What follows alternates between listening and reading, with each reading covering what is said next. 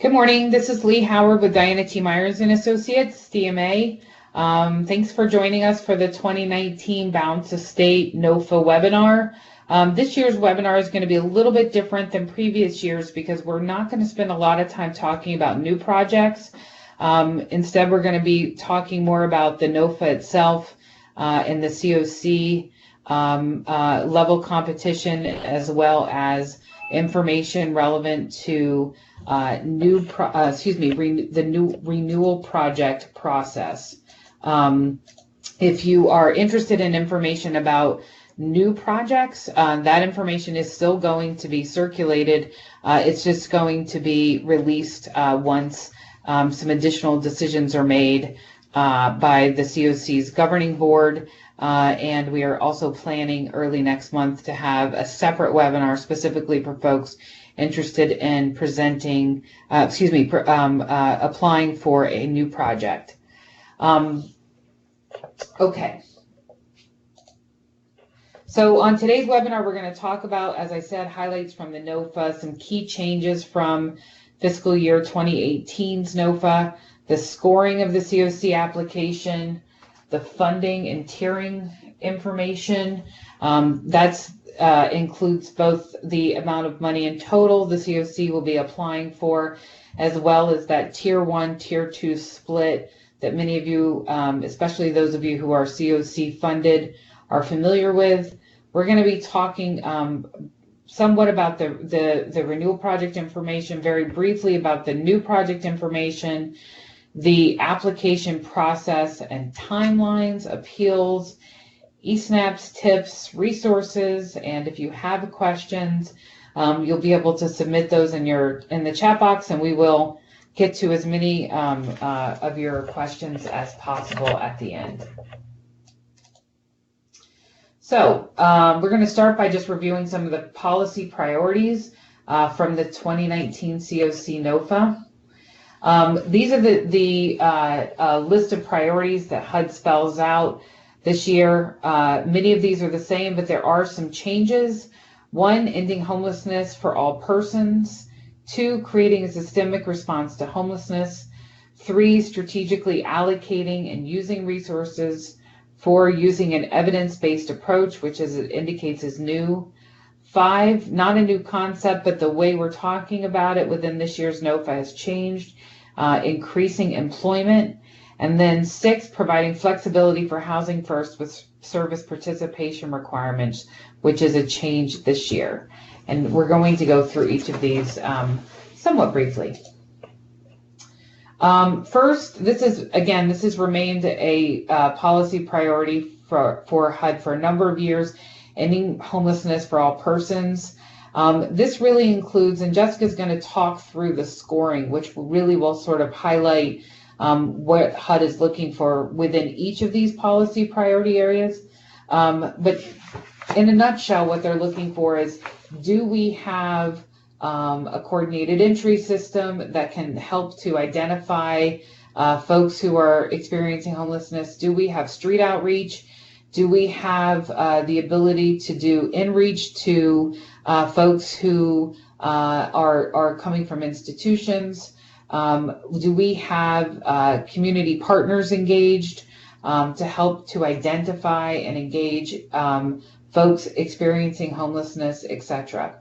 So more specifically, things that HUD is looking for within this policy priority is the CoC's ability to identify and engage and effectively serve all persons experiencing homelessness, to measure performance on local data that consider the challenges faced by all subpopulations experiencing homelessness in the geographic area.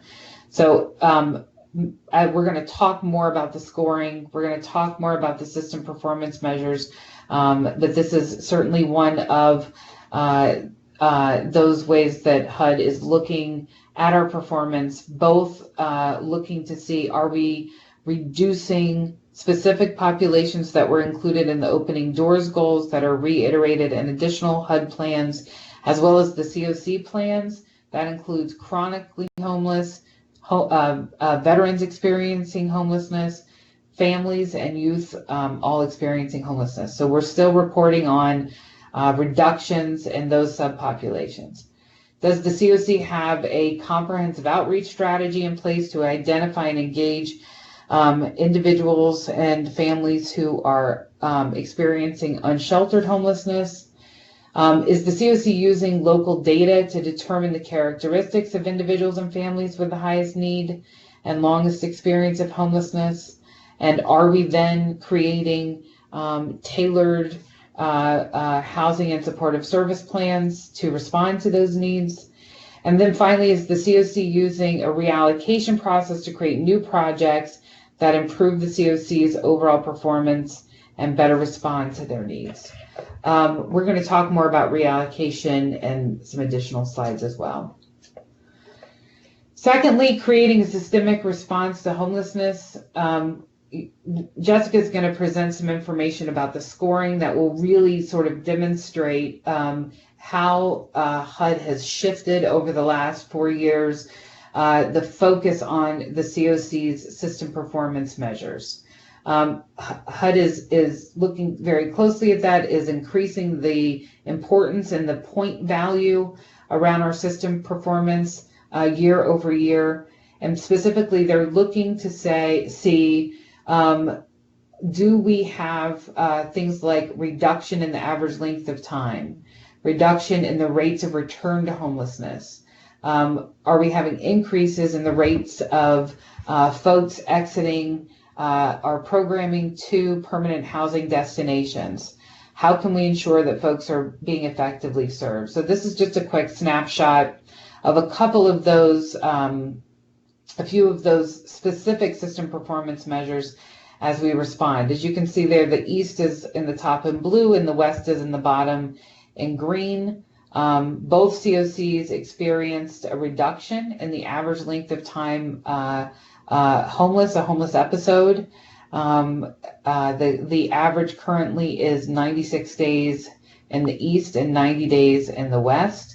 In addition, the rate of return to homelessness within a 12-month period, there was no change in the East. There was a 50% increase in the West, but as you can see from the outcomes there, please don't be alarmed by that 50%. We have an uptick, but the numbers are pretty small still. Rates of exit to permanent housing, as you can see, it's strong in both CoCs, with 56% of folks exiting to permanent housing in the East and 73% exiting to permanent housing in the West, with a really sizable increase, which is great. So the data here is for the most part doing exactly what we wanted to do. I just want to say about this slide, for those of you who were contacted as part of the process for the CoC submitting their system performance measures, the work that you did really made a huge difference. Our system performance measures, the data quality is significantly improved, so much so that the FY17 data in both East and West was resubmitted because the data quality was so much stronger. It was believed that the data was far more accurate than it previously was. So thanks for everyone who went back in and made those updates. Continuing on for creating systemic approach to homelessness, HUD is expecting each community, each CoC, to use the coordinated entry process to promote participant choice, coordinate homeless assistance and mainstream housing and services to ensure people experiencing homelessness receive assistance quickly, and make homeless assistance open, inclusive, and transparent. So that last bullet is really why we have, for example, one of the reasons why we have coordinated entry policies and procedures to ensure that the assistance is being provided in a way that is understandable to both providers so that it can occur consistently and transparently, as well as to the end user, to folks experiencing homelessness. In addition, that's also why the CoC has been working on for the last year or more the written standards. Again, the written standards will be will sort of drive the operations for coordinated entry to ensure that homeless assistance is in fact provided in a transparent and inclusive manner. Number 3, strategically allocating and using resources. So this is one that we spend a lot of time talking about, the use of cost, performance, and outcome data to improve how resources are utilized to end homelessness. We're going to talk more in detail about this one, but this is one of the bullets that is specifically talking about the evaluation and scoring of homeless assistance programs, also known as the ranking process. Next bullet, maximize the use of mainstream and other community-based resources, develop partnerships with housing authorities and other government organizations, faith-based organizations, and nonprofit organizations specializing in areas such as treating mental illness, treating substance use, job training, life skills, or similar activities that help individuals experiencing homelessness reach recovery, self-sufficiency, and independence. So those are some of the words that appear. If you haven't read the NOFA cover to cover yet, no worries. These are some of the language in terms of shifts this year that are really front and center. Looking at developing partnerships, really utilizing mainstream resources, a huge focus on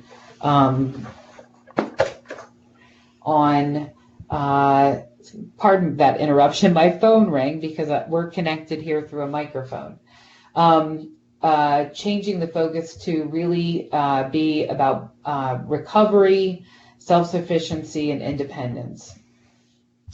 Next bullet, review all projects eligible for renewal and fiscal year 2019 to determine their effectiveness in serving people experiencing homelessness, including project quality, performance, and cost effectiveness. Again, that bullet really does speak again to the annual ranking process, which we're going to talk about in some upcoming slides. Use of an evidence-based approach. So this is one of the HUD policy priority areas that was added this year.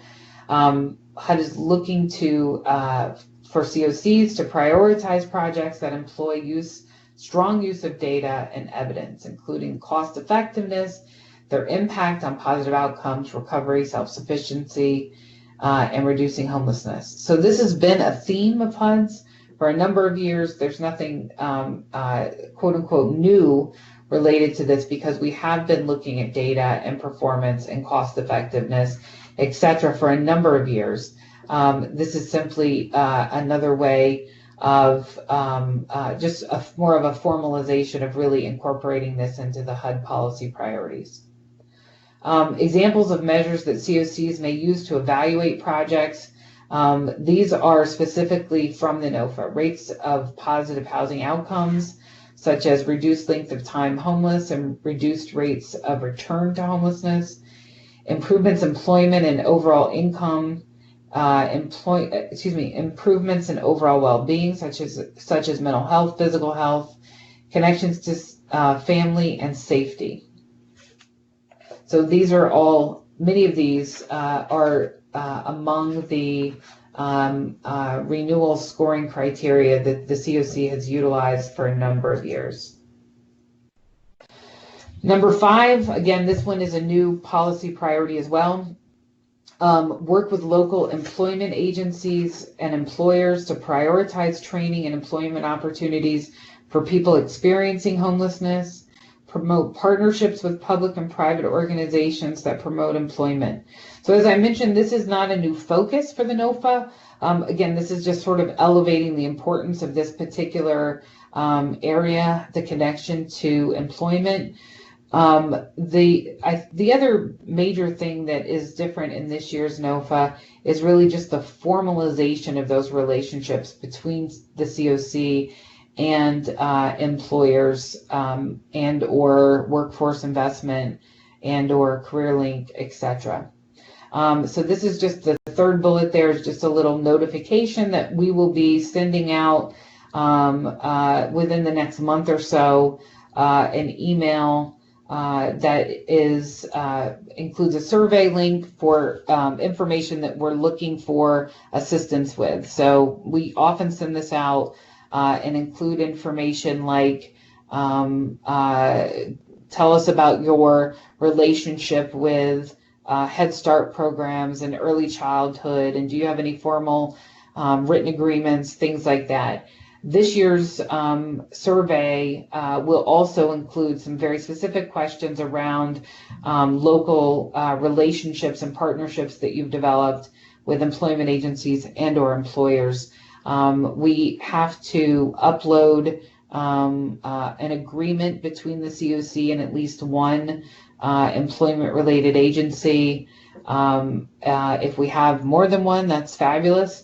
But we really want to make sure that we can capture the information, the work being done at the local level as thoroughly as possible to sort of demonstrate across the CoC all of your efforts. 6, this is a major change, and I can assure you there's going to be a lot of dialogue around this particular bullet. Provide flexibility for housing first with service participation requirements. So I'm going to talk about what the NOFA actually says, then I'm going to talk about it for the Pennsylvania Balanced Estate CoCs. So individuals are, what HUD is expecting with this NOFA is that individuals are rapidly placed and stabilized in permanent housing without any preconditions regarding income, work effort, sobriety, or any other factor. So what is that saying? That's saying that HUD is expecting that all communities are going to be utilizing a low barrier approach to housing assistance, that folks, just like now, will be expected to be admitted and enrolled into your organization, your project, regardless of their income, their compliance with medication, their compliance with any sort of treatment, their sobriety, etc. The difference, however, is the second bullet. The NOFA this year allows for service participation requirements once a person has been stably housed.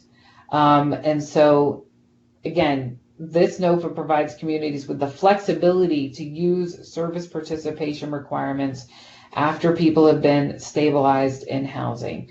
So that's the second piece that we usually talk about with the housing first approach. One is that we're going to reduce barriers, and secondly, that we are not going to evict people for not being compliant with a service plan. I just want to emphasize a couple things. One is that this is still being discussed at the CoC governing board levels. There have been some decisions. If you were in the Eastern PA CoC, what I can tell you is this is still being discussed at the governing board level. Right now, CoC policy requires that all CoC funded organizations follow a housing first approach. If there is going to be a change, we will certainly let you know. But as of right now, there has been no official decision made by the governing board to allow local flexibility. So basically, this is the difference between, for example, federal law and state law. If federal law is more restrictive, that trumps local law. And the federal government may say you can do these things, but local or state law may say we're going to further restrict that. That's what's happening here. HUD is saying we're still going to expect you to operate your projects using a low barrier approach, but you can have some flexibility around the service participation requirements. What's happening locally is that the CoCs are discussing whether or not they want to flex policy to allow that service participation requirement to be integrated into your project or not. So if you're in the Eastern PA CoC, like I said, this is still being discussed at the governing board level. We will certainly provide you with additional information once some decisions have been made. If you are in the Western PA CoC, what I can tell you is that you must submit your application indicating that you will not utilize service participation requirements. That is subject to change in future years. That's not meant to be a long-term statement. the CoC wants to launch sort of a series of dialogue and discussion and a work group really looking at, are there times where service participation requirements could be useful, and how can the CoC allow for that and really limit the use of those requirements. In addition, if the CoC is going to allow for that, what would be the training needs and best practices surrounding that? So that was for the West. So if you're in the Western PSCOC, when you do your renewal application, you will indicate that yes, you do use a low barrier approach, and no, you will not utilize service participation requirements. Again, I don't mean to repeat myself, but in the East, you must say that you will use a low barrier approach, and we will distribute information as soon as a decision has been made around the service participation question there. Okay, key changes from 2018. As I've sort of said throughout the presentation thus far, there's a shift in points to reflect an emphasis on evidence-based measures, partnerships with mainstream service providers, employment, and increased self-sufficiency. In addition, that shift that I just spent far too many minutes talking about, from housing first approach to really a low barrier language requirement.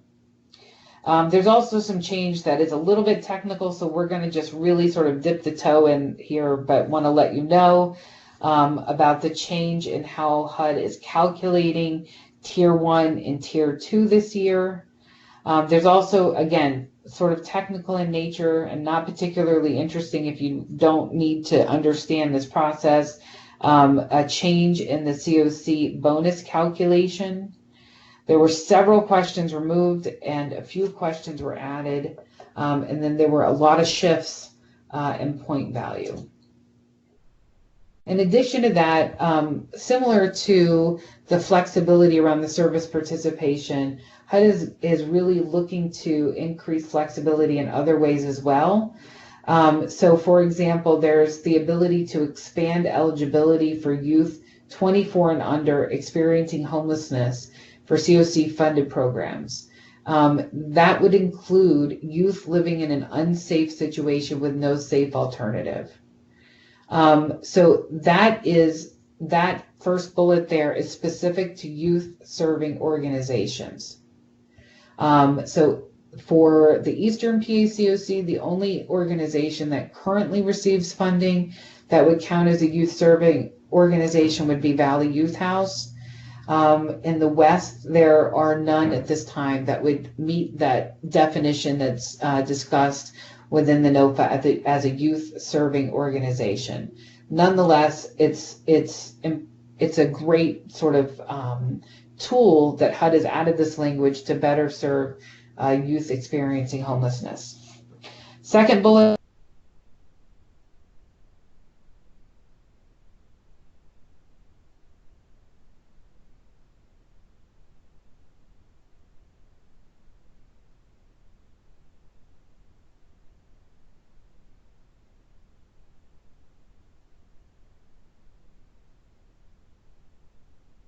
Oh my gosh. Hi, can you hear us now? Okay, we're back. I'm not sure exactly what happened. Okay, so I'm going to start on this slide over because I'm not exactly sure where we were lost. The first bullet here is specific to youth serving organizations, which in the Eastern PACOC includes Valley Youth House at this time. In the West, there are no organizations currently receiving funding that meet that definition of youth serving organization as it's described in the NOFA. But the language that has been added is to expand eligibility for youth who are 24 and under experiencing homelessness to include youth living in unsafe situations with no safe alternative. Next bullet.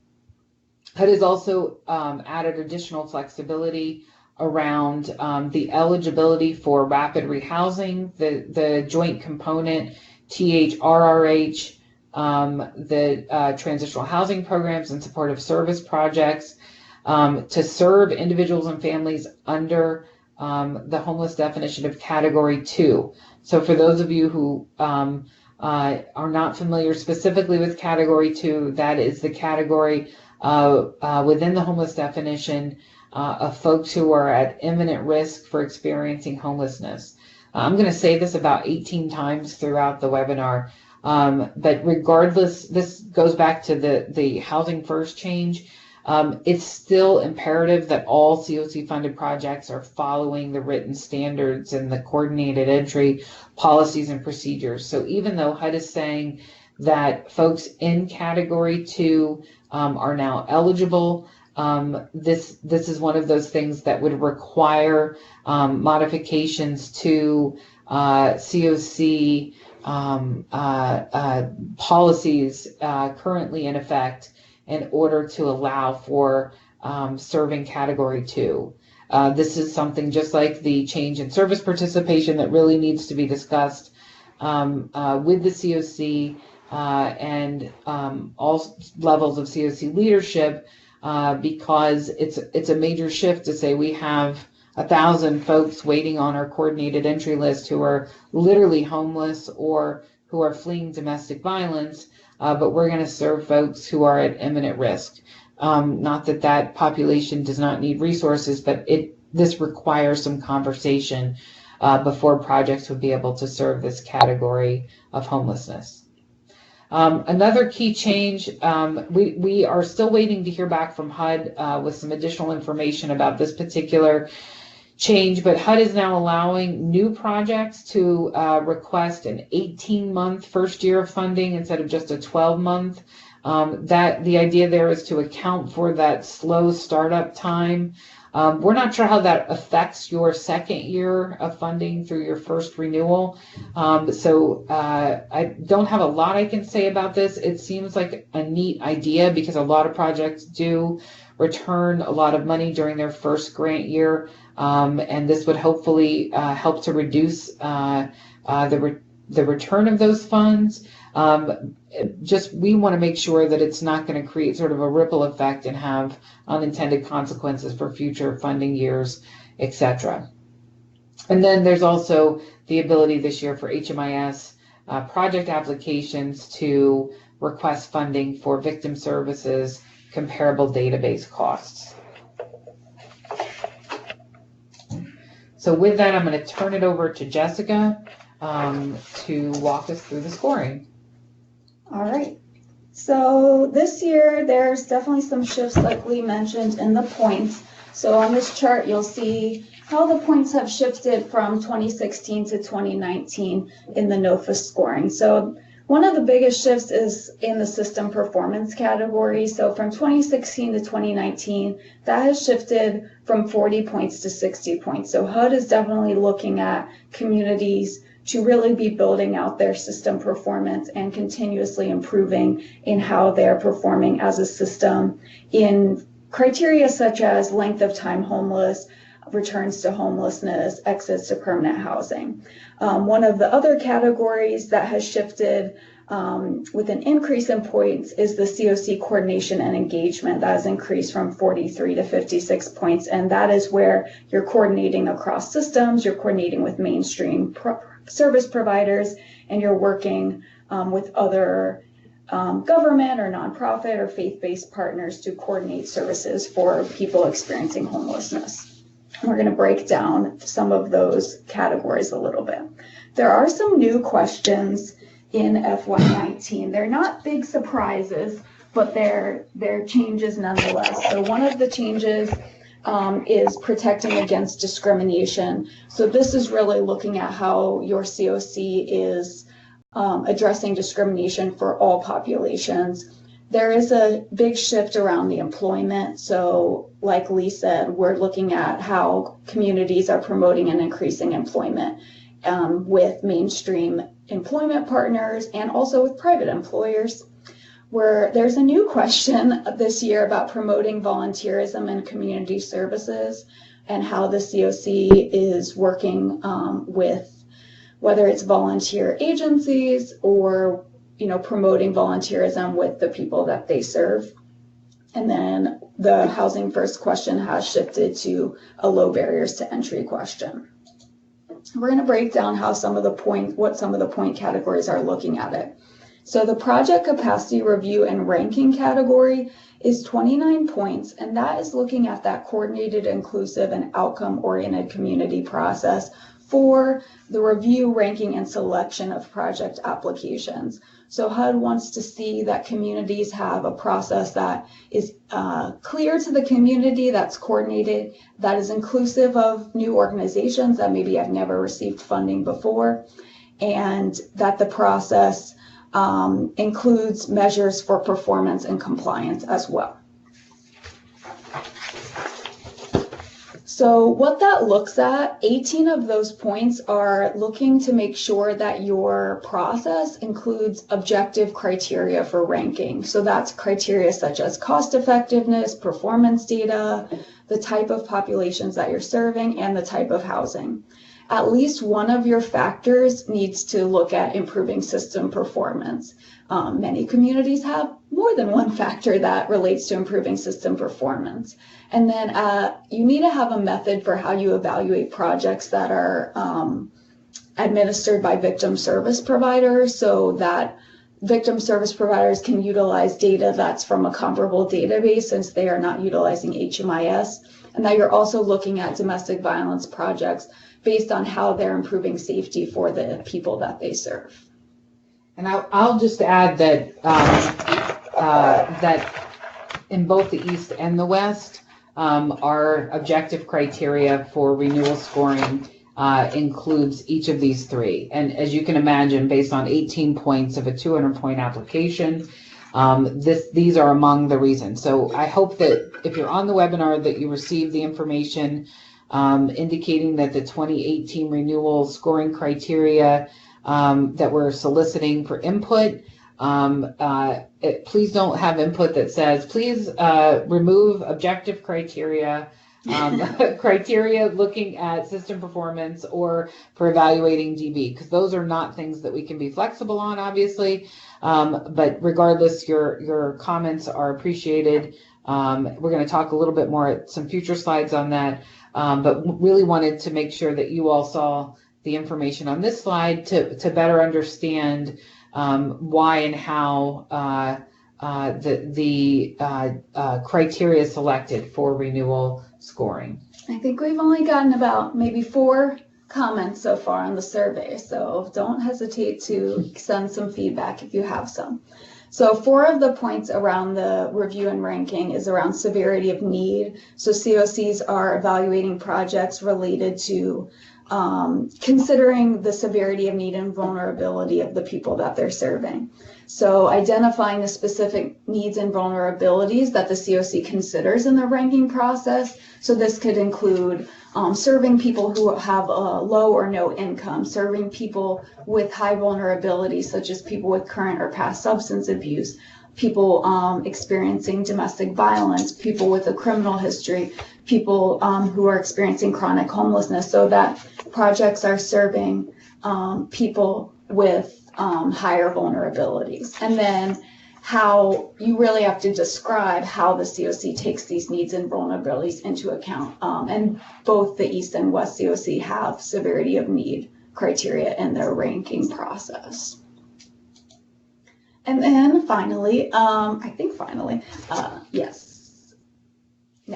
reallocation. So HUD wants to see that communities are looking at projects and reallocating based on performance and based on community needs. So HUD wants to see that the COC is actively reviewing performance of projects and has a standard process for reallocating funding from lower performing projects. So this is actually a language change from last year. Last year they said, do you look at projects and kind of consider whether it's viable to reallocate? And this year they say, we really want to see that you have a standard process, not just that you think about whether it's viable to reallocate. They want to see a standard process for reallocating from low performing projects to high performing projects. And they also want to see that this is actually happening, that COCs are One of the goals that they're setting is that COCs have cumulatively reallocated at least 20% of the COC's ARD between competitions over a 5-year span. So they have a pretty aggressive goal for communities around this.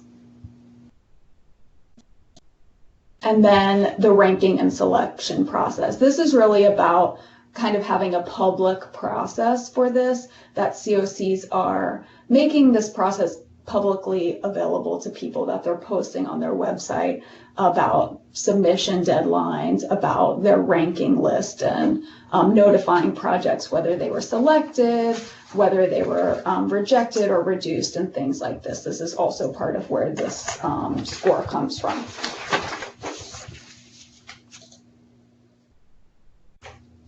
So both the Eastern PA-COC and the Western PA-COC governing boards have been working on a document that we're going to be circulating in the next week or so that really just talks through the process and the policies associated with the COC's funding process.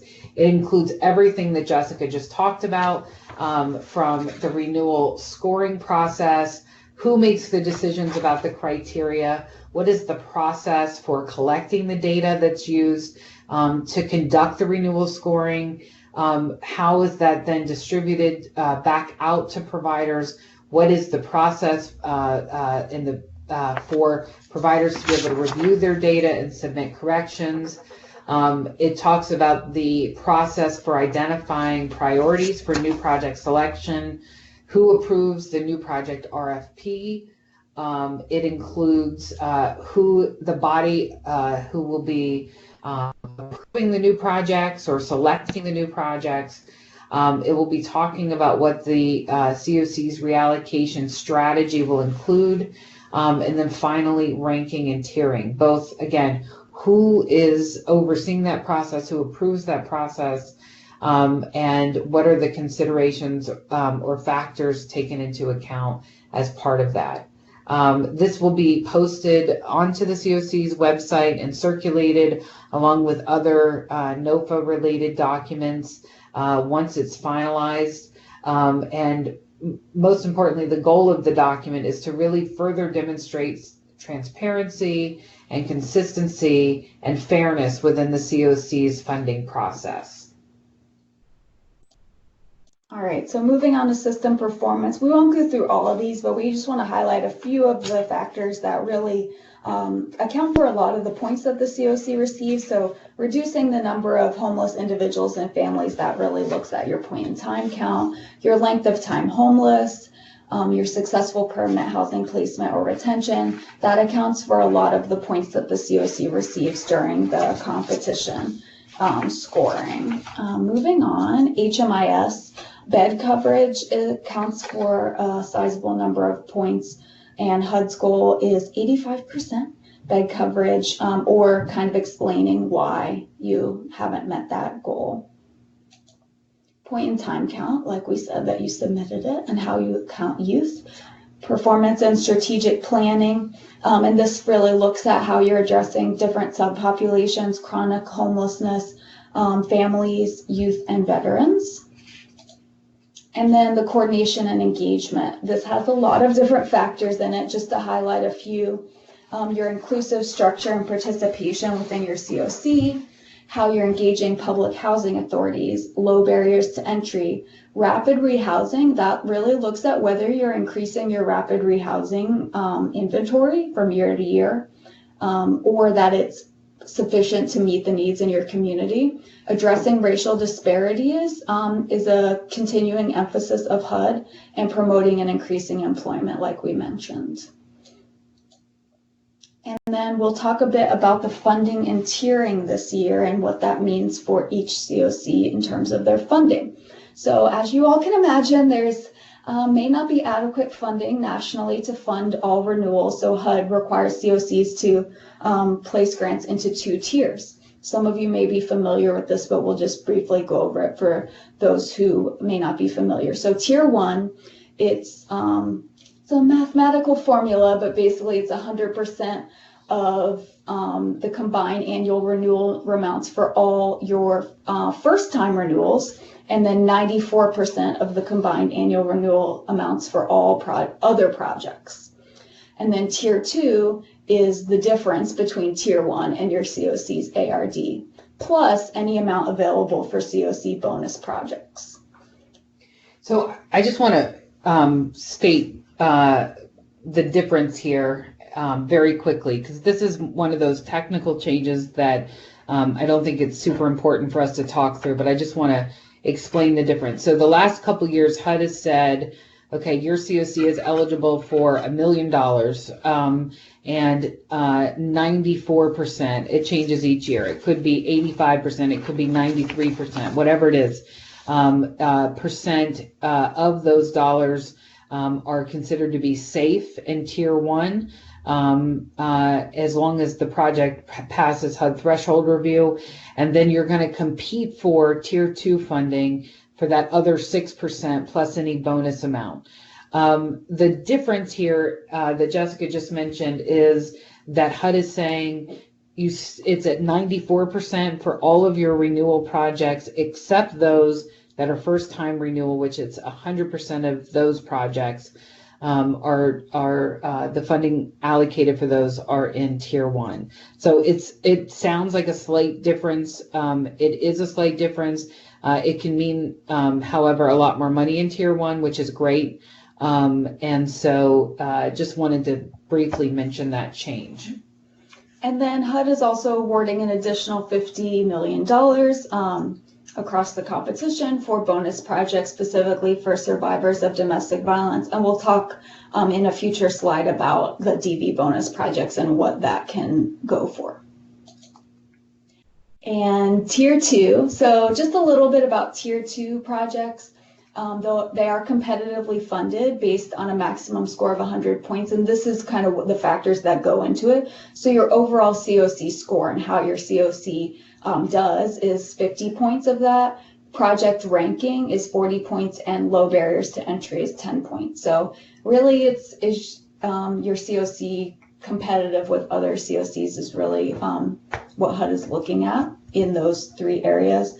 And Tier 2 projects can include renewals, new projects created through reallocation, new CoC bonus projects, or new DV bonus projects. So the important thing that I just want to emphasize about Tier 2 is even though the money associated with bonus projects is added to Tier 2, HUD is not sort of by default then saying Tier 2 is where you rank your new projects or your bonus projects. Bonus projects can be ranked in Tier 1 or Tier 2. It's just that the allocation of those dollars, because you're competing for new dollars, is included in Tier 2. Mm-hmm. This is the fun slide with all the fun money calculations on it. So you'll just see here, and maybe this is more for your future reference in case you need it. It shows Eastern PA CoC's funding and Western PA CoC, and it breaks down the total ARD, the amount available in Tier 1, the amount available in Tier 2, the value of the CoC bonus, the maximum amount you can apply for in the DV bonus, and the CoC planning grid. Is there anything you want to add for that, Lee? Good. Okay. We want as much money as possible. That's yes. My only addition to that. Okay, so we're hoping that Helen is able to be heard. I'm going to mute my mic and hope that Helen will then be heard.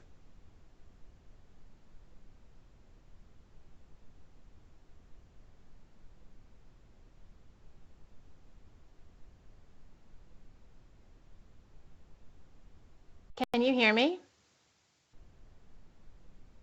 Yeah, I can hear you, Helen.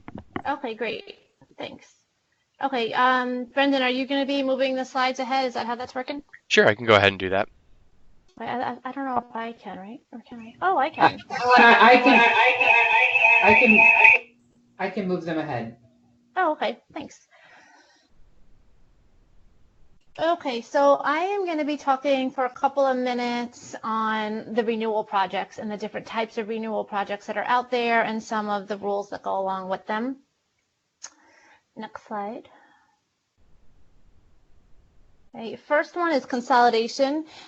This is just the highlight reel, so if you want more detail, this information was taken from starting on page 31 of the NOFA. And you'll see all of what I'm talking about is right around in that section. But basically, when we're talking about consolidation, we're talking about eligible renewal project applicants that have the ability to consolidate 2 or more eligible renewal projects. But you can't do any more than 4. That said, you can have multiple consolidations. So maybe being mindful of which ones you want to lump together so that you're not exceeding 4 at any given time. The projects being combined during a grant consolidation, they'll continue to be uninterrupted. There is a formula and a method to the madness to decide when the new consolidated grant program will run. And I believe there is some more information on that in the NOFA, somewhere around page 31 or 32. Just please be mindful that projects have to have the same recipient and be of the same component.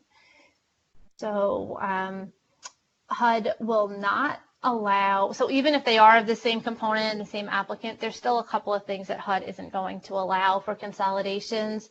There can't be any outstanding audits or monitoring findings or any outstanding obligations to HUD that's in arrears. Any unresolved construction delays, a history of poor financial management or drawdown issues, low occupancy levels, lack of experience in administering the program type, or just other capacity issues. If none of those apply to you, then you would be free to go on with the consolidation. Okay, some other things that you'll need to think about when you're lining up the consolidation in a way that HUD will see it through to the end and approve it is that the budget line items for the consolidated project application, that they have to exactly match the sum of all of their parts. So each of the individual projects, if you take operating from A, operating from B on the consolidated, it has to equal A plus B. And that's according to what's posted on the GIW. The most recent ones, we sent draft ones out a few months ago. The most recent final version is on the HUD Exchange. You're going to want to be mindful of expiring grant numbers and the operating start and end dates for the projects that you're consolidating, and that operating end dates are going to be in calendar year 2019.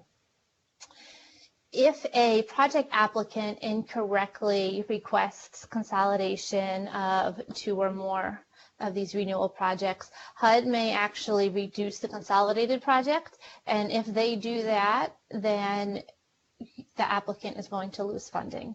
So that's why you want to make sure that all of these ducks are in a row and the consolidation is set up properly.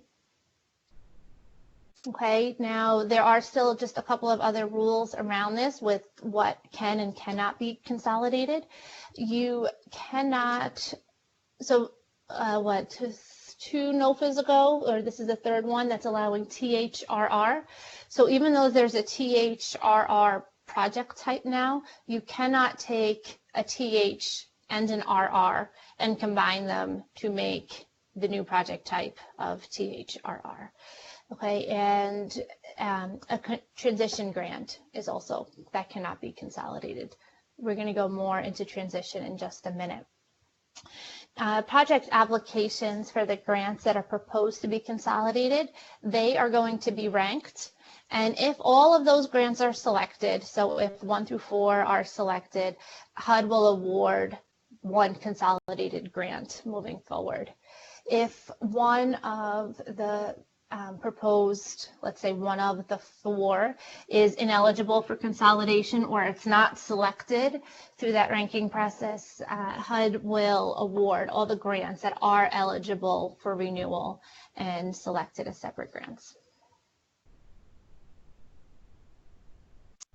Okay, so to apply there's some steps that you have to do in eSNAPs. You'll have to submit separate renewal project applications for each of the grants. And later on in this presentation, we'll go into the process for renewals. But then you're also going to have to do an application for the new consolidated grant with the combined budget and the information for all of the grants proposed for the consolidation. So you would basically have, I used the example before of like grants 1 through 4. So you'll have that, and then another one that's kind of the master overarching all of them. Okay, so transition grants. This is a type of grant to fund a new project to transition an eligible renewal project being eliminated through reallocation from one program component to another over a 1-year period. So it kind of helps, soften the blow a little bit. Services don't have to just stop. There is a way that you can transition it over to another eligible program. Reallocating the existing eligible renewal component to one of the other new components, so that would be PSH, RRH. Now we have the TH, RRH combined, HMIS or SSO, CE. Also, though, keep in mind that that is also dependent on each CoC's determination of what an eligible new project is. So this is according to the NOFA, but then the CoC, as Lee mentioned before, reserves the right to determine what the new projects will be in that CoC. So just kind of stay tuned for that update, whether you're from the East or the West. You'll have to keep in mind that there needs to be the same recipient for the eligible renewal grants, just like when we talked about with consolidations. And similar to the consolidations, you'll have to provide the grant numbers being that this is affecting, and you'll be attaching a copy of the most recently awarded project application. Okay, you'll have 1 year to fully transition from the original component to the new component. And this will take place during the transition grant's normal operating year. To create a transition grant, the CoC must wholly eliminate one or more projects and use those funds to create the single new transition grant. No more than 50% of each transition grant may be used for costs of eligible activities of the program component originally funded. And transition grants in this competition are eligible for renewal in subsequent years for eligible activities in that new project component. And to be eligible to receive a transition grant, the renewal project applicant must have the consent of the CoC and meet the standards. Okay. Next up will be Jess, I believe, right? You'll go into a bit on the youth experiencing homelessness? Yes. Okay, great. So Lee mentioned the changes with the youth eligibility. So we wanted to provide a little bit more detail about that. So the youth experiencing homelessness eligibility change. So this is the language from the NOFA. So there's 2 different changes. So I want to talk about each of them. So the first change, which is that first sub-bullet. So youth aged 24 and under must not be required to provide third-party documentation that they meet the homeless definition as a condition for receiving services funded under this NOFA. That is a change for all programs. That doesn't specify like youth serving providers. So that is a shift that HUD is making moving forward that folks should be aware of. I'm sure there will be further conversations about this since this is a pretty big shift, I think, for coordinated entry and for all providers. So stay tuned for more conversations on that. The second change is any youth serving provider funded under this NOFA, that would mean new or renewals, may serve unaccompanied youth aged 24 and under, or families headed by a youth head of households who have an unsafe primary nighttime residence and no safe alternative to that residence. So they specifically name that it needs to be a youth serving provider and private nonprofit organization whose primary mission is to serve youth and young adults. So we are trying to get a bit more clarity on this. So like Lee mentioned, in the East, this would apply to Valley Youth House. In the West, there are no specific youth serving providers. We're trying to get clarity from HUD whether a youth designated program, for example, say there's a rapid rehousing program that's designated for youth and young adults but isn't administered by a youth serving provider, because your CoC doesn't have any youth serving providers, whether youth would still be eligible under this new rule. We don't have clarity on that yet, but this is a shift that will be implemented under this CoC competition. So stay tuned for more information on that. This again is just providing you with the actual language that's included in the NOFA that I referenced earlier regarding category 2 within the homeless definition, those who are at imminent risk, again reinforcing that all projects must follow what is current policy at this point, unless there is a formal change.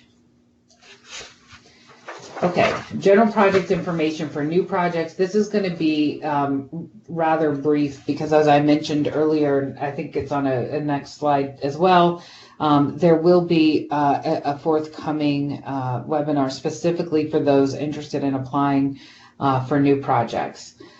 So just to get your sort of thoughts moving now about new projects based on the needs in your community, the following projects can be created through bonus dollars or through reallocated dollars.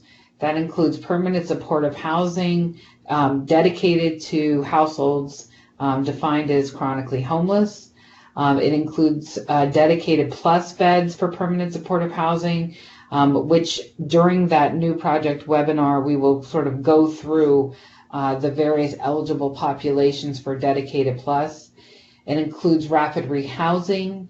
It includes the joint component for transitional and rapid rehousing. It includes HMIS, a coordinated entry grant, expansion grants. So those are grants that are to an existing project to simply expand it in some way. That could be to increase the number of beds or units, to increase the number of households served, to increase services provided. One thing that I think is something that I hope folks will really look into around expansion grants is I often hear from folks that you no longer have, you've got a 20-year-old old McKinney project, and at the time the utilities and taxes, etc., to operate your building were X, and now they're X plus a lot. And there's year over year, your organization is struggling to make up that ever-growing budget gap, and you're worried about the ability to continue operating the program. Projects like that are great for expansion projects. Similarly, if you have funding within your project application that really is only sufficient for, let's just say, a part-time case manager, but in reality, in order to do this work well and to achieve the outcomes that are being expected, you really need a full-time case manager. Adding in that additional service capacity is something that, those are just examples of what an expansion project could be, ways that could be used. And then also a transition grant, which Helen just spoke about. All new projects will be reviewed by HUD to determine if they meet project quality thresholds. They are reviewed by our office first to ensure that they do before they ever make it to HUD. Jessica mentioned earlier also that $50 million has been set aside to fund domestic violence bonus project. This was the $50 million was also set aside last year. The project types that are eligible for the DV bonus include those with the asterisk there, rapid rehousing, the joint transitional and rapid rehousing, as well as the coordinated entry system. So as I mentioned, we will be hosting 2 webinars. There'll be a separate webinar for the East and the West, unlike today's, which is really for either CoC. It will be in early August. The date will be forthcoming. We are currently working with both CoCs to identify priorities, which will be included as part of this presentation. So as soon as those meeting dates are set, we will be able to move forward with scheduling the webinar. These webinars will cover at least these 4 bullets, if not more information. Data demonstrating the CoC's unmet needs. So we've looked at the CoC's use of dollars, the inventory that exists, as well as sort of the inflow from coordinated entry and where we have folks waiting for assistance. And in order to sort of identify where we have a gap or an unmet need. The information presented will also include any priorities that are going to be included in the new project RFP. It will include just an overview of the application process and the deadlines and timelines associated. And then we will also talk about in more detail about each of the project types that we reviewed here. So if you're interested, for example, in better understanding permanent supportive housing, this is the webinar for you. Okay, for those of you who are renewal projects, which are likely the bulk of folks on today's call, we're going to briefly talk about the application process and timelines. This is a major change that is not major, but it's really important that it occur. When you log into eSnaps for the first time this year in order to set up your renewal project, hopefully you haven't done that yet. When you set up your renewal project, we're asking you to specifically change the formula that you use for your project name. And so what we're looking at is for you to insert the 6-digit PIN from your project's grant number. So those are the first 6 digits of your grant number. So for example, if your grant number was PA0123L3T091811, rolls off the tip of your tongue right there, you would name your project in eSnaps PA0123, okay, the first 6 digits. And then you could name it whatever you like. So I put Elkins Park Rapid Rehousing Program only because I put the applicant name with DMA and we're located in Elkins Park. So in case you're wondering, what project is that? It's not a real project. So PA0123, that would be the formula that we're asking you to use. There's a number of reasons why we're transitioning to this. The amount of time that folks looking at data, whether it be system performance, HMIS, point in time, projects, etc., spend trying to make sure that we are looking at the right project based on the name is tremendous. And it's really important that we know that we're grabbing the right project during the ranking process. Because within eSnaps, when we do the ranking, we can only see a snippet of your project name. So this will allow us to ensure that we're grabbing the right project. So if your project is supposed to be ranked number 20, and it's very similar, it's named Permanent Supportive Housing FY 2019 Renewal, and there are 4 other Permanent Supportive Housing renewals with that same name. As you can imagine, it creates a lot of concern and for us to make sure that we are in fact ranking your project number 20 instead of number 60 in this example.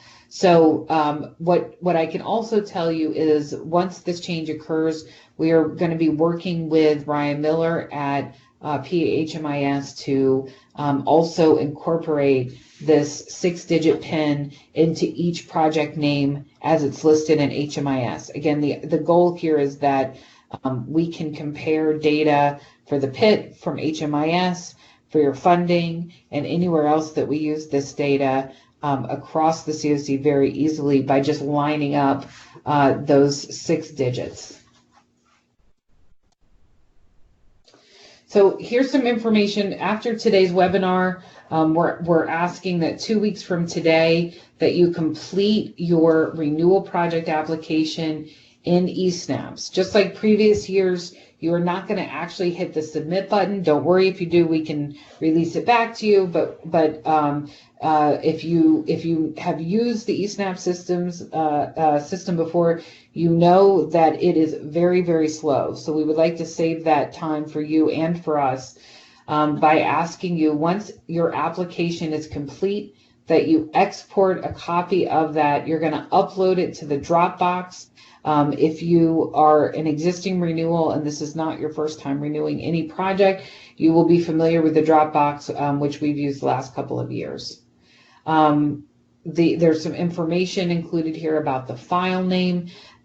All this information that I'm presenting right now will also be distributed over the next day or so, along with instructions for how to access the Dropbox. We do know there are a handful of folks that no matter what happens, you cannot access the Dropbox from your organization's internet due to firewalls and whatnot. There will be information included in the instructions to instruct you what to do. You specifically will be able to submit that via email. We're asking if that is the exception versus the rule, but we do know that that is needed for some folks. So you'll have 2 weeks to complete your renewal application. Again, all renewal project documents are to be submitted through the Dropbox, instructions forthcoming, etc. You'll need to send your questions to the CoC's email address, which are provided here on the slide.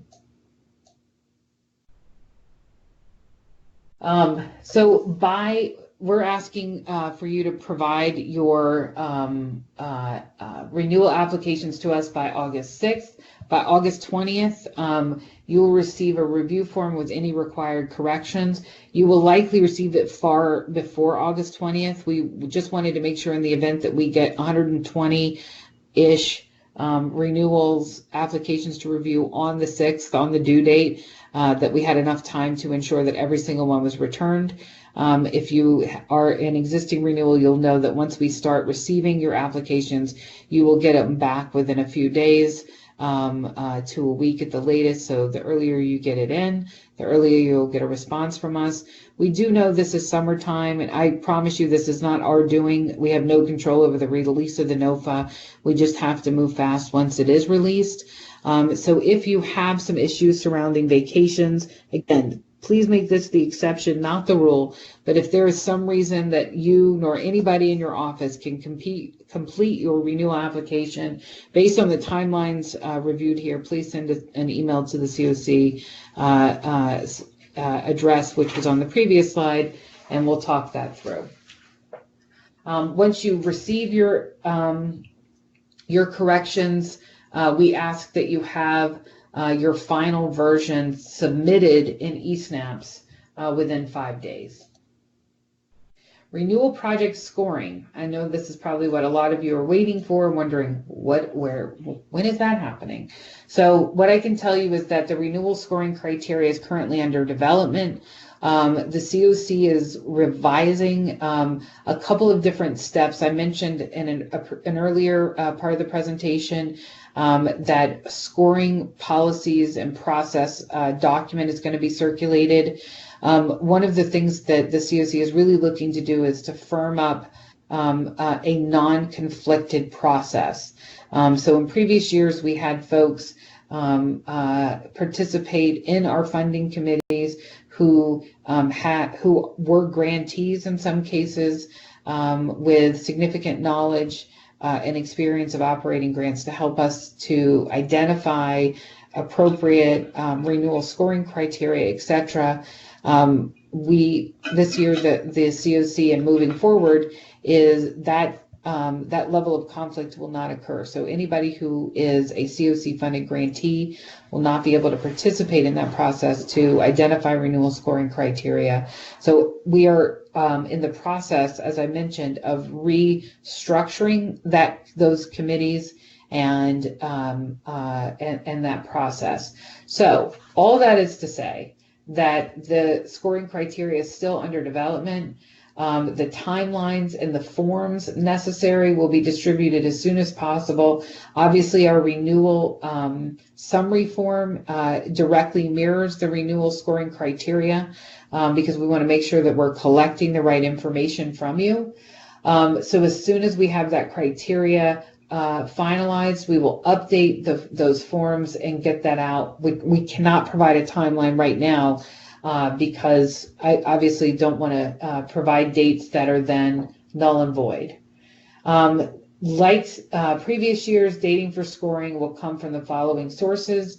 They will come from HMIS. That will be the primary source for data for non-DV DV programs.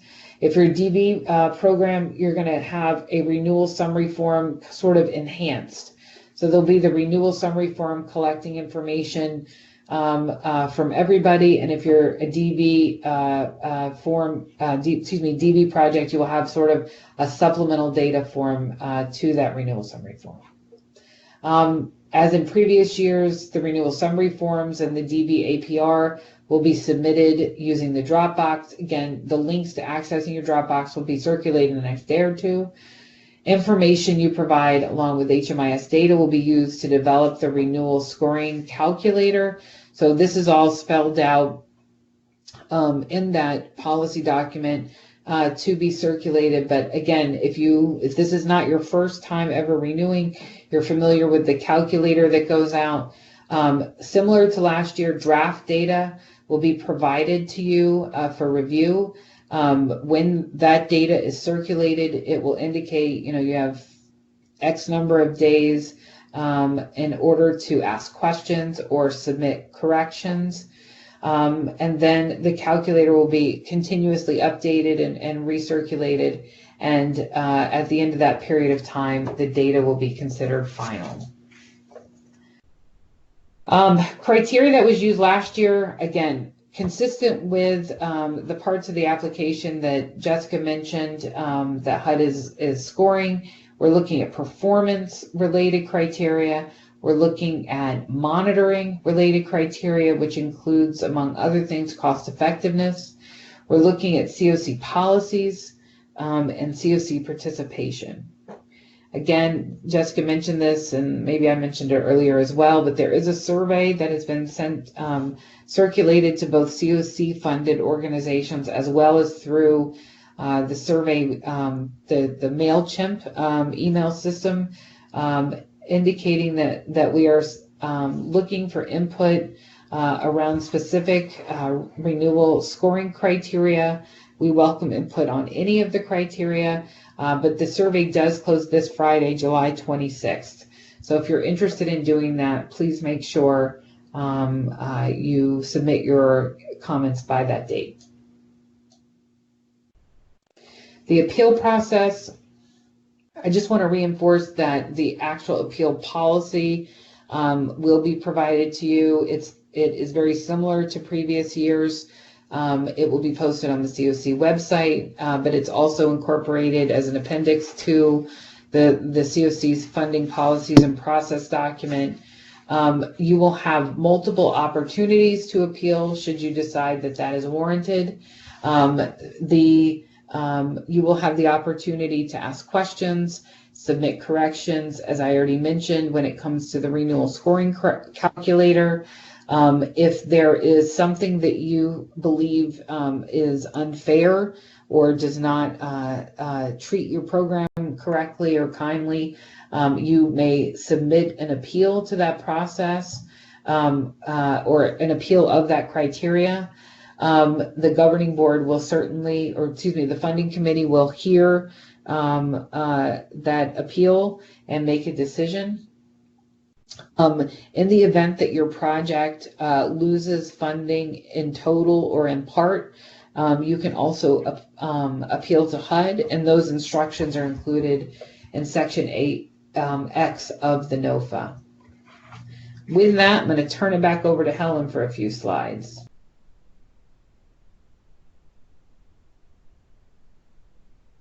Okay, so I'm going to be talking about some different workflows that are in eSnaps.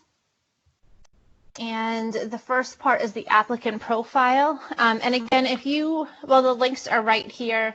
If you need detailed instructions, HUD has released the CoC Renewal Project Application Detail Instruction Packet, and that's where you can find more information on this. The link is right here. And when you get into your applicant profile, a lot of it is going to pre-populate already. So you're just going to make the necessary updates, make sure that the information is correct. The grant amounts are going to be auto-populating, and you'll want to make sure that this code of conduct is attached. Okay, when you are all done, just with the applicant profile piece, so we're not at project level yet, this is just having to do with the organization. You'll check the submission summary page, and it'll show you each of the screens, and if there are any red X's next to any of those screens, you'll just have to go back and fix them. And then once you do that, you would just go on and then you would hit complete. Now this is really important that you do this piece of it, because until you do this piece, which really does not take, probably depending on how fast your computer is, like maybe 5 or 10 minutes to do this, especially if there's no changes. It's just a few quick minutes. But until you do that piece, you're not going to be able to get to the project to be able to renew the project. So make sure you do the applicant profile piece first. Okay, so the renewal projects, like I mentioned, there is a detailed instruction guide. The link is here. First time renewals, so this is someone who was awarded for the first time in the last CoC competition. They'll have to set up their application. Everyone else will have everything auto-populate from the year before, not everything else, but anything that would auto-populate if you are not a first time renewal. And again, setting up the application does not take a whole lot of time either. I did this last year as a first-time grantee, definitely under an hour, potentially under a half hour. It's not a very time-consuming thing, especially if you want to have a copy of your grant with you from last year so that you can just go and look at all of the different data points that they ask. It's basic information like contact information, that sort of thing. You'll be able to breeze right through it. Okay. Okay, so you're going to have to go through then for your project and review what auto-populates and then also update whatever you can. I'm just going to fast forward just a bit. At the end of this, there'll be something where you could say no changes necessary, or yes, I want to make a change. I bring that up now only because as you start going through, you'll see that you can't change some fields because they've auto-populated. The time to change that would be at the end after you've gone through everything. There's that screen about making changes, and then you would want to go through, and I'll go through it again at the end, but you'll want to go through and check off the areas that you want to change. So what I would probably recommend as a grantee, when you're in the project, you're going through page by page in eSnaps. If you notice that there's something that you want to update for this year, but you can't, just jot down a little note saying what screen it was on. So then at the end, you'll know exactly which screens you have to check off to make the change. Okay. And then these screens here are the ones that will require some manual updating.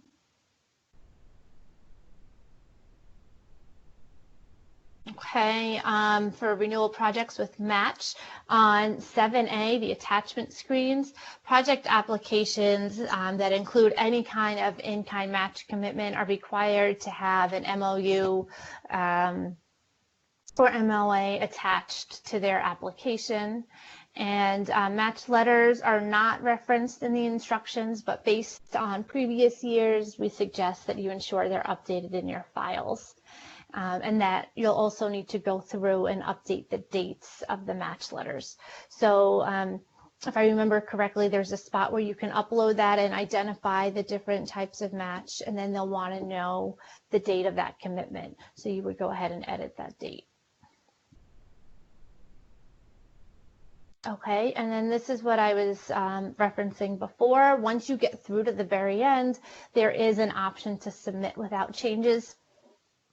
If you want to make any changes in the application, you'll need to check off the areas, like I mentioned, that you'll want to make those changes to.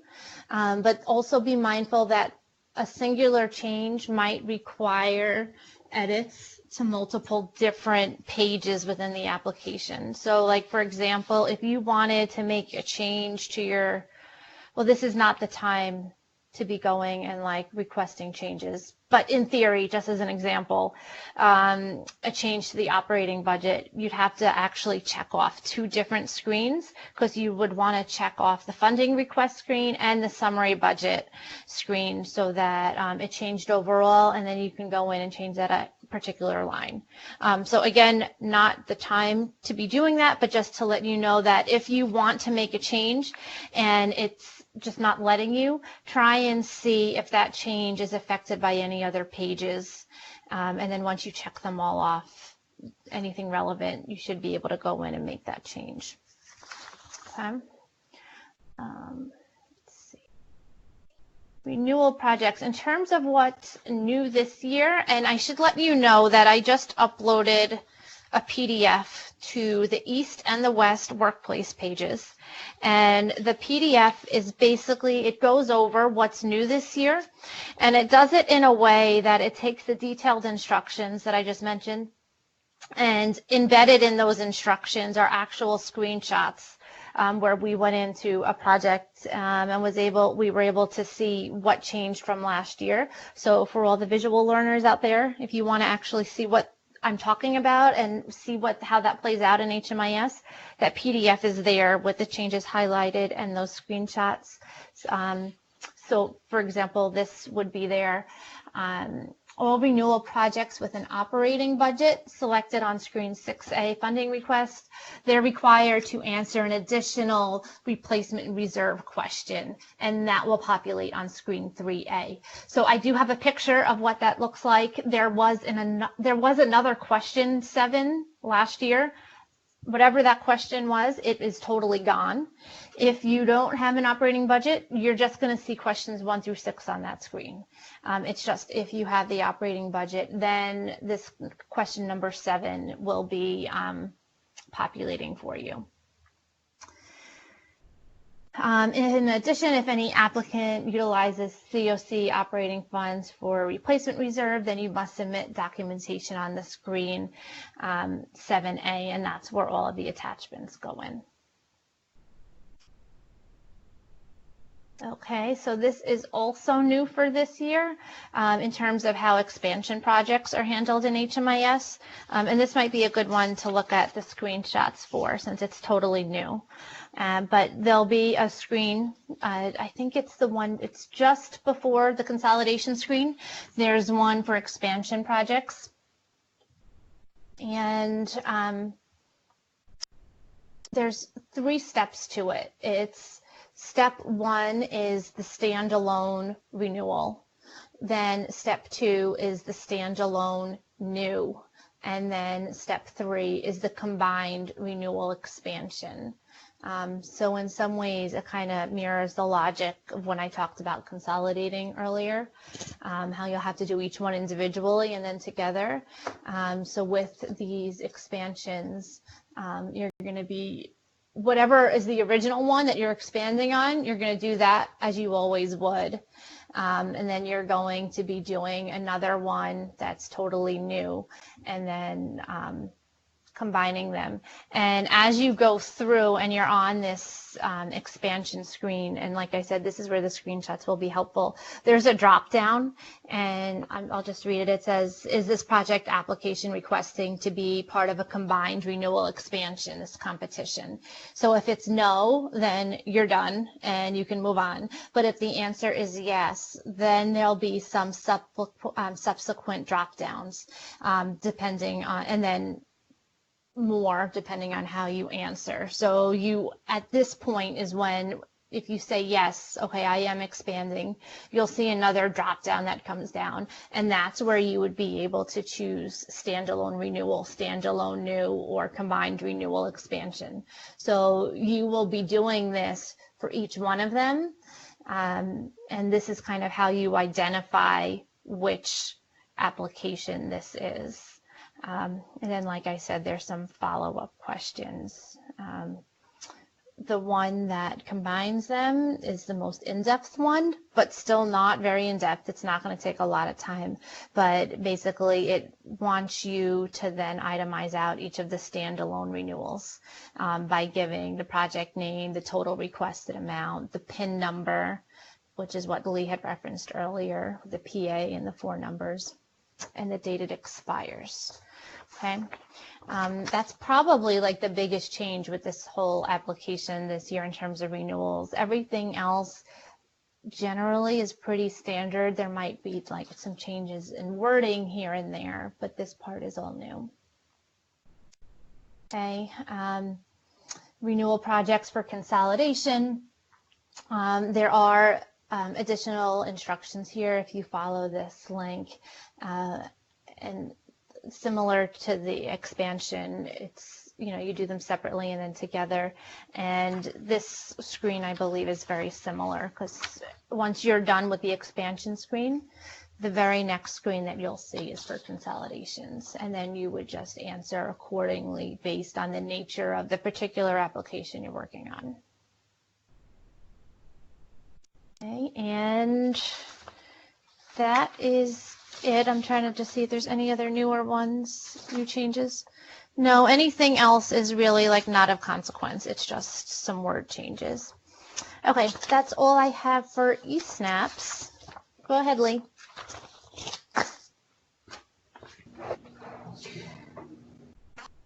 So I see Kritz's question about the dates for the match commitment letter.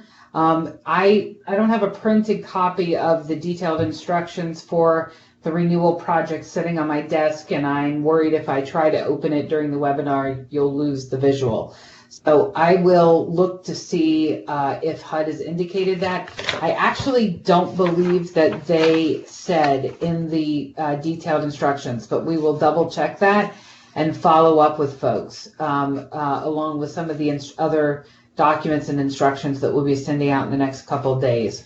If it does not, if it is not indicated in the detailed instructions, we can submit a question to HUD specific to this issue and follow up as soon as we hear back, which, as you probably know, if you are a renewal, we have asked this question in the past, and HUD sometimes responds quickly and sometimes does not. So any relevant questions like that we submit to HUD and get a response, we will certainly pass that information along. So just want to quickly go over some resources. As Helen has mentioned, the HUD's instructions have significantly improved over the last several years. There is a guide specifically for updating the project applicant profile. There's a guide specifically, there are actually a couple guides. One is like the eSnaps, click here, click there. And then one is more about the actual instructions for renewal projects, same for new projects. And then if you are specifically consolidating a grant application or transitioning a grant application, an existing program, there are guidebooks for those steps as well. These are all on the HUD eSnaps page, so when in doubt, you can even just Google HUD eSnaps. They're all on that page, so you don't necessarily have to follow each of these links. If you can't find them, that's where you can find all of these resources. We will also email out a tip sheet with helpful tips and information. These slides will be made available and posted on the CoC website, which Brendan earlier in the chat box, hopefully you can see the links. If you are only calling in and you don't have access to the link, no worries. We will include the link in the emails that will be coming out in the next couple of days. A recording of this webinar will be posted. Brendan usually posts those on Workplace once they are available. We will also copy that link and include it in an upcoming email as well.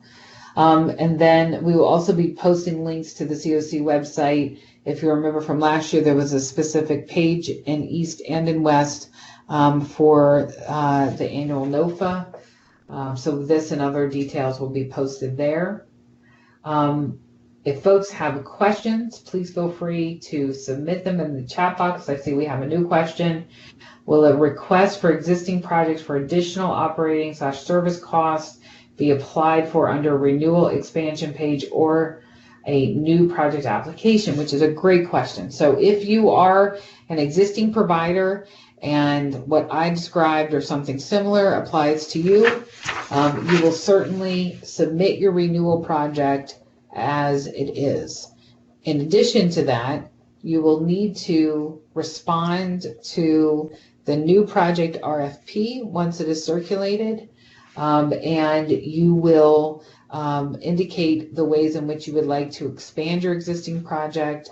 And then at that point, if your project is selected through the new project RFP process, you will then complete a second application. This will be a renewal application. And then you will have to complete this is bizarre, but a third application that describes basically what the project will look like once the existing renewal and the new project are merged into one project. So there is a process. If that applies to you, please go ahead and submit your existing renewal as always, unless you are interested in potentially reallocating that completely for new project dollars. That's a different conversation. But if you are in fact just looking at an expansion, submit your renewal. If there are any other questions, please feel free to to type them into the chat box. If you don't have a question now, but later you have a burning question, good news for you. You can follow up with us. You can send your questions to the Eastern CoC or the Western CoC email addresses at pennsylvaniacoc.org, or you can also call our office, and Fern, who is our office manager, will direct you to the most appropriate person based on the nature of your question. And we just got another question, so let me just read this to everyone. We are part of the Western CoC, but are new to all of this, but would like to find funding for new shelter in our area. Will the webinar in early August provide more information about applying for funding about a new program? So the answer is, thanks for your question, Carissa. The answer is yes and no. The answer is yes, in that the webinar will be specific to how to apply for new funding and what funding components are being permitted, if you will.